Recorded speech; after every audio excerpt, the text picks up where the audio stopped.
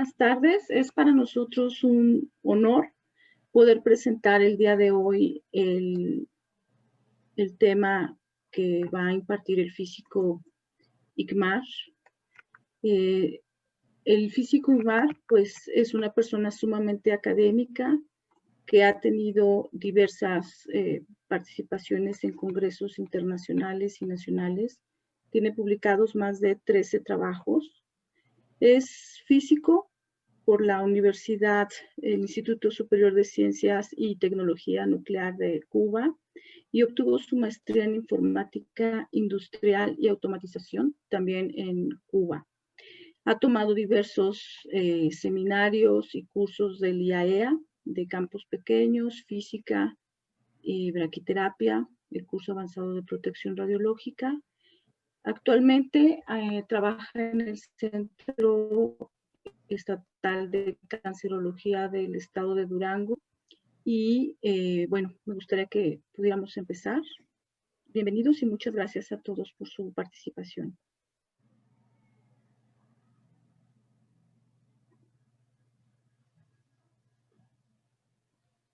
Pues hola a todos. Quisiera ante todo enviar un saludo a todos los colegas que han podido conectarse al seminario y también agradecer la invitación que nos hiciera Cyber Robotics para permitirnos compartir esta experiencia del Centro Estatal de Cancerología de Durango sobre la medición de dosis absorbida durante la adquisición de imágenes en un simulador tomográfico y en los modos de imagen de tomoterapia. Para iniciar, me gustaría repasar los puntos que vamos a ver a continuación durante este seminario. En primer lugar, quisiera empezar con cuál fue la motivación para toda esta experiencia, para seguir con qué contábamos para desarrollarla y qué fue lo que pudimos determinar al final. Y por último, nos gustaría compartir con ustedes otros resultados preliminares que hemos ido obteniendo para cerrar con las conclusiones. Entonces, si ustedes no tienen inconveniente, vamos a comenzar. Tengo que confesarles que de modo muy personal estoy convencido de la enorme importancia que tienen las imágenes en radioterapia. Yo soy partidario de la guía por imágenes, sobre todo en estos tiempos en que el hipofraccionamiento no es un lujo, sino una necesidad. Y por lo tanto, la correcta delineación de los volúmenes a irradiar, de los órganos en riesgo y la precisión del posicionamiento del paciente, pues son primordiales. Y para eso necesitamos las imágenes. No sé si en algún momento les haya ocurrido, pero a nosotros de manera esporádica hemos tenido pacientes a los que no nos es posible simularlos de una sola vez. Hemos necesitado varios escaneos para obtener la información adecuada que nos permita llegar a un tratamiento que, si no es óptimo, al menos es aceptable en el sentido clínico. Y para estos casos, el paciente recibe dosis imagenológicas adicionales que al final pues, deben proveerle el beneficio ya sea curativo o paliativo que propuso el médico radiooncólogo. Desgraciadamente, en nuestro centro no contamos con los recursos para realizar pruebas dosimétricas específicas para los equipos de diagnóstico, como en nuestro caso del simulador tomográfico. Sobre todo, aquellas pruebas que se basan en la determinación del CTDI, que son los parámetros convencionales para este tipo de tecnología, ¿no? Sin embargo, como físicos médicos, es nuestra responsabilidad buscar opciones para al menos tratar de estimar estas dosis. Por otro lado, también nos ha sucedido que para un paciente específico nos hemos encontrado que algunas de las restricciones de dosis se cumplen justo al límite. Y aunque la dosis imagenológica estimada no sobrepase el 5% de la dosis prescrita, pues realmente no sabemos cuánto podría afectar al órgano afectado en cuestión. ¿Y qué otra medición podríamos necesitar para ayudarnos a hacer esa determinación? Entonces, para responder estas preguntas y como parte del proceso de aseguramiento de la calidad de los tratamientos, pues nosotros nos dimos a la tarea de encontrar una manera de acercarnos a la determinación de las dosis absorbidas durante la adquisición de imágenes, tanto en la simulación como en el posicionamiento del paciente en tomoterapia. ¿Y con qué contábamos? En la práctica son las herramientas del paquete de dosimetría que se adquirió con el sistema de tomoterapia. Afortunadamente, adicionalmente a esto, este año, en enero, salió una publicación de un reporte de la APM, el TG200, sobre el diseño y el uso de un maniquí para dosimetría en la parte de tomografía. Este reporte complementa uno anterior, el TG111, que describe una metodología que no está basada en la determinación del CTDI y que se acerca más a lo que nosotros podemos hacer en nuestro centro. ¿De qué estamos hablando? El APM TG200 describe el uso de un maniquí bastante extenso, pero que elimina la necesidad de utilizar las cámaras de ionización de tipo lápiz, que tienen una dimensión de 10 centímetros, y se permite el uso de cámaras de ionización mucho más pequeñas. Para esto se deben realizar un escaneo completo de este maniquí y luego integrar las dosis con respecto al desplazamiento de este maniquí, de manera que lo cubra por completo. En la parte superior izquierda, pues se ve una especie de distribución ideal de cómo iría siendo ese escaneo, que al irse sumando uno sobre otro, se va formando una especie de meseta que se acerca al valor de dosis en equilibrio. Y ese valor de dosis en equilibrio no es más que lo que se mediría, lo que mediría esa cámara de ionización, de tener un maniquí infinito. Sin embargo, en la práctica, este maniquí realmente lo que proponen es que sea de 60 centímetros, porque con estas dimensiones se acerca a la determinación de la dosis en equilibrio por debajo del 1, con un error por debajo del 1.5%.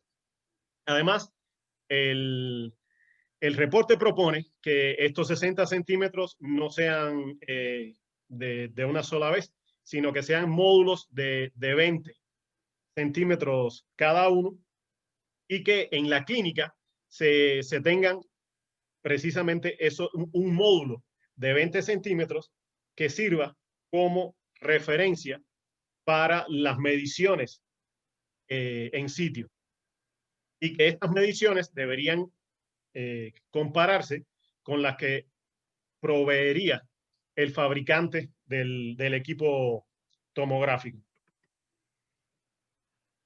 Se propone que esas mediciones en este maniquí se realicen de la misma manera que se medía el CTDI 100 y el CTDI volumétrico. Es una medición central, una medición periférica, y sumarlas con la regla de los tercios. En la parte derecha inferior se ve lo que se conoce en el reporte como las curvas de aproximación al equilibrio, tanto para la parte central como para la parte de la periferia. Y ambas funciones se pueden ajustar con la expresión que aparece aquí en pantalla. Entonces, ¿cómo lo hacemos? ¿Qué es lo que nos propusimos? Teniendo en cuenta lo anterior, nos decidimos a utilizar los principios de esta metodología y adaptarlos a nuestras condiciones y herramientas. En principio, dada nuestra imposibilidad de calibrar la cámara de ionización para la energía de kilovoltaje, lo que sugerimos es buscar un parámetro similar al factor de calibración para caracterizar el funcionamiento del simulador y luego, siguiendo el mismo proceso, usando ya el factor de calibración de la cámara, comprobar si estas mediciones eran capaces de reproducir lo que nosotros habíamos obtenido con anterioridad durante las mediciones de aseguramiento de calidad en tomoterapia. Para ello, utilizamos un momento oportuno, ¿no? El momento fue terminando el mantenimiento del sistema de tomografía. Comenzamos a hacer, para asegurarnos de que el equipo tomográfico estaba trabajando correctamente, hicimos las pruebas y posteriormente hicimos la determinación de lo que llamamos factor de caracterización.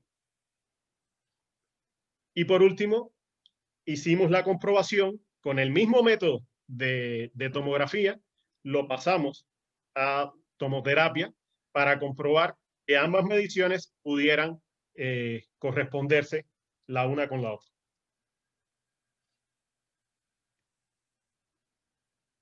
¿Cuál fue la primera adaptación que tuvimos que hacer?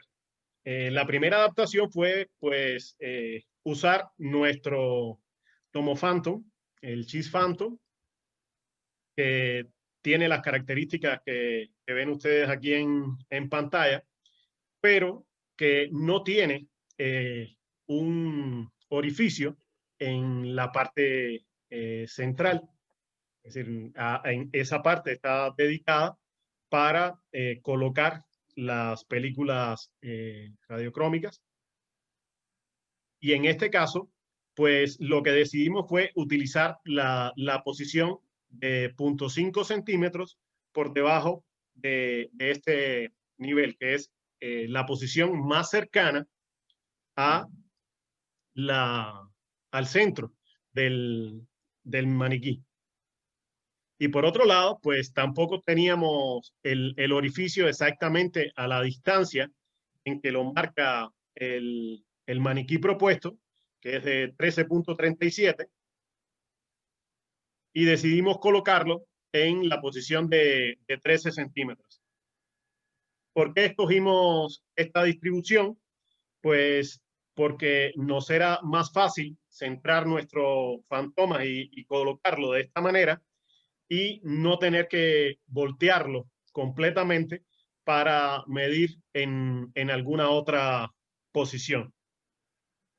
A diferencia del módulo del maniquí propuesto en el APM TG200, el espesor de nuestro maniquí es de 18 centímetros, es decir, 2 centímetros más delgado, y asumimos que íbamos a tener ciertas diferencias. Pero por eso hablamos de estas adaptaciones. La otra adaptación que tuvimos que hacer fue modificar las lecturas por un factor que compensara la pequeña longitud de colección de nuestra cámara, que es de 4.4 milímetros. En este caso, las cámaras que se utilizan normalmente para hacer este tipo de mediciones son de centímetros. Tienen varios centímetros y eso impedía que se cumplieran algunas restricciones para la selección del pitch. Y por lo tanto, como no podíamos cumplir con esas condiciones, tuvimos que colocar este factor que no es más que la multiplicación por la longitud de colección entre el factor de avance de la mesa, que puede verse también como la división por el número de veces que nuestra cámara cabe dentro de la longitud recorrida por la mesa en una rotación. Con todas estas adaptaciones, pero siguiendo la metodología del TG200, procedimos a realizar las mediciones en nuestro simulador, con que es un equipo Definition AS de 20 cortes de la marca Siemens. Y este es un ejemplo de lo que obtuvimos como mediciones centrales. En la gráfica pueden verse que aparte de los datos originales, nosotros decidimos hacer una interpolación para poder estandarizar la localización de los desplazamientos, de manera que pudiéramos hacer la integración sin necesidad de estarnos moviendo o saltarnos pasos. De esta manera, logramos procesar los datos y hallar las funciones de aproximación al equilibrio mucho más fácilmente. Para las mediciones periféricas ocurrió lo mismo. En este caso, ven que existe una alta variación de la señal medida y que se debe a la variación de espesor por la posición de la fuente lejos de la cámara, lejos del centro del maniquí, a medida que va rotando el cabezal. Esta imagen, junto con la anterior, son las dos necesarias para determinar las funciones de aproximación al equilibrio con los parámetros que se muestran acá. Y estas son las funciones de aproximación al equilibrio obtenidas para este caso en particular. Aquí, pues, el ajuste, pues, sobre todo en la parte de las mediciones en la periferia, no se ve tan bonito. Sin embargo, los resultados son aceptables. Aquí tenemos una tabla con todas las mediciones realizadas. En ella podemos observar todos los parámetros que fueron variándose para tratar de determinar diferentes puntos en una curva de ajuste y que nos permitieran encontrar el factor de caracterización. Es notable que para este equipo en particular, el cambio del tamaño de corte, así como el pitch, no influyan en el valor del índice de dosis en tomografía, el CTDI volumétrico que reporta el equipo. Lo que sí se varía, y varía bastante, es el valor de los miliamperes segundo y el kilovoltaje, así como el factor de colimación. Ahora, con estos datos graficados, obtuvimos esta relación mediante un ajuste robusto para determinar el parámetro de caracterización. Si ustedes se dan cuenta, el parámetro de caracterización pues se parece bastante al factor de calibración de la cámara. Y resulta que las cámaras X-Radin A1 SL son muy estables en cuanto a la variación con la energía. Justo en los intervalos de energía que utilizamos para diagnóstico, hay un pequeño cambio y es lo que estamos observando aquí. Pero nos dice que estamos bastante bien encaminados. Ahora, eso fue en la parte de diagnóstico. ¿Y qué sucede para tomoterapia?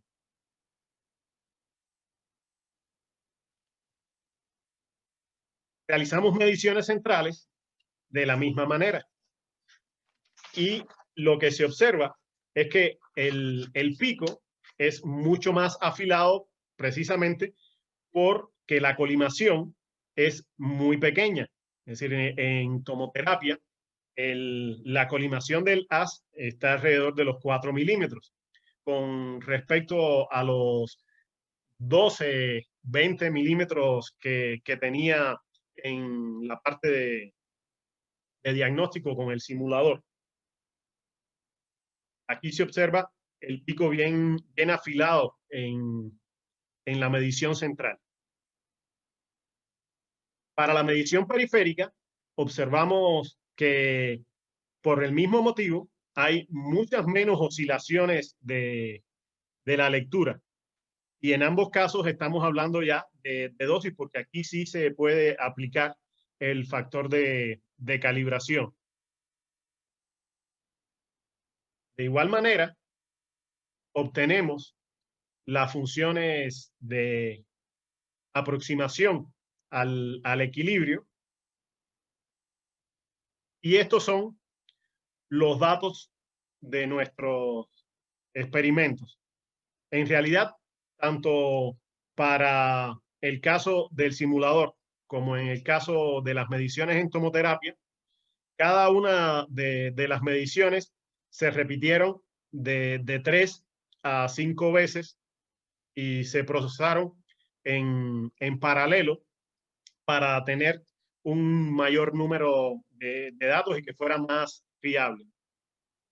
Ahora, con estos datos hicimos la relación y lo que obtenemos es que hay una correlación casi perfecta entre las mediciones que se hicieron con la metodología de la APM TG200 y lo que se sugiere que se haga para las mediciones de control de calidad en el TG148 en la parte de imagen. La diferencia está en que en el TG148 lo que se sugiere es que se coloque la cámara de ionización en una posición y se haga el barrido de todo el maniquí, de todo el Tomo Phantom en una sola posición.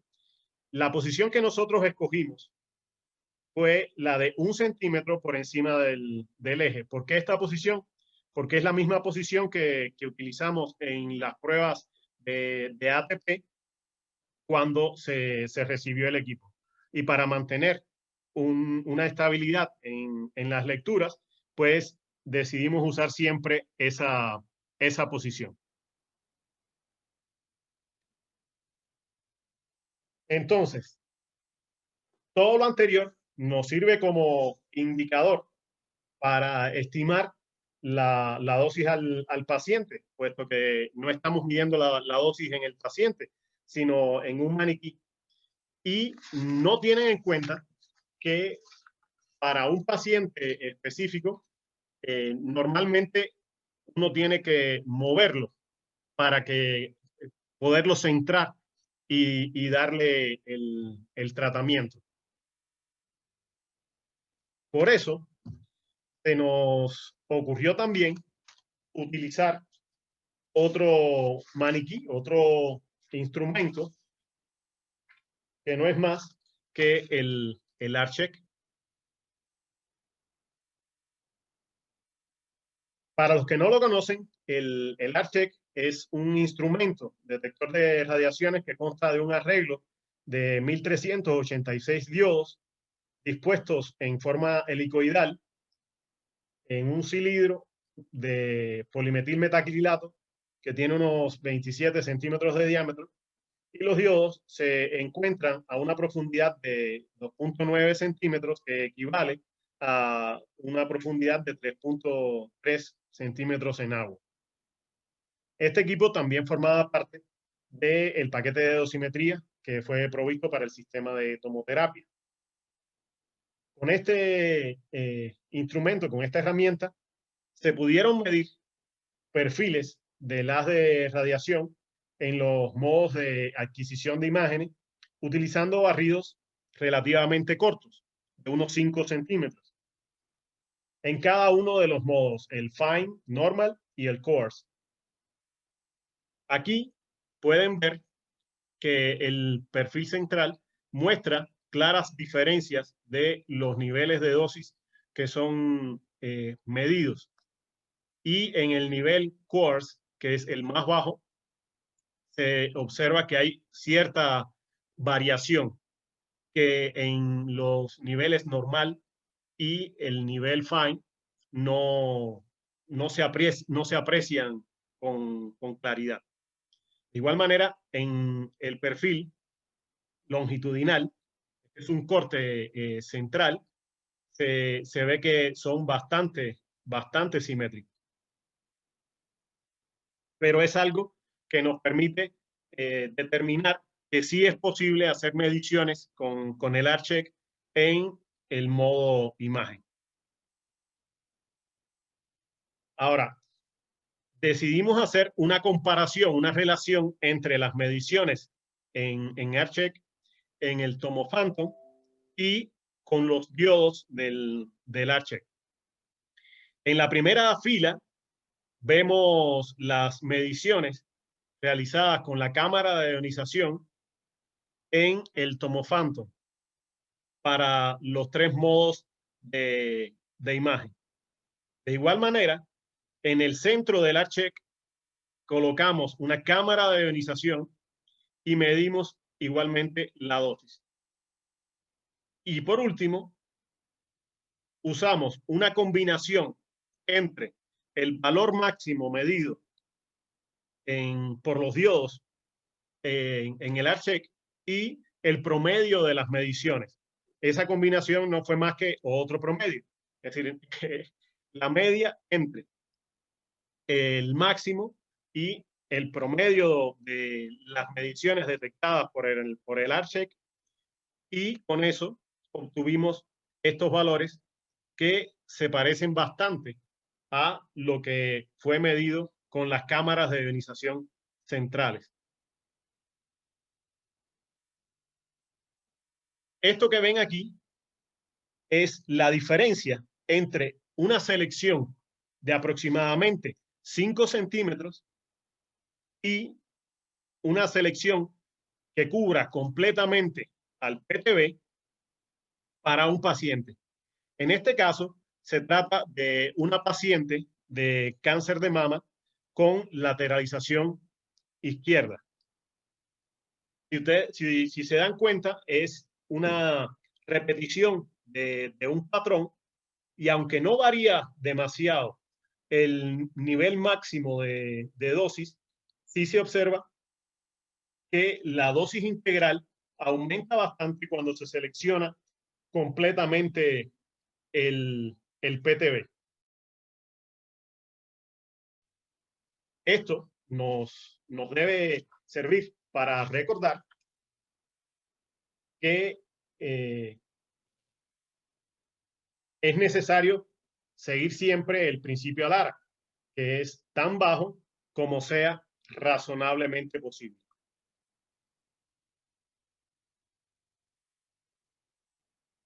Espero que este seminario les haya sido de utilidad al mostrarles que, siguiendo la metodología del reporte de la APM-TG200 y las herramientas básicas de dosimetría para tomoterapia, es posible recolectar datos y obtener resultados similares a los publicados en ese reporte. También que con los resultados obtenidos de esta manera es posible caracterizar el funcionamiento de un simulador tomográfico cuando se carece de recursos para la dosimetría formal. Y para finalizar, que la confirmación de los valores de dosis imagenológicas en tomoterapia nos da una mayor certidumbre en la utilización de las imágenes para la guía de los tratamientos. Les agradezco a todos que me hayan prestado atención y quedo a sus órdenes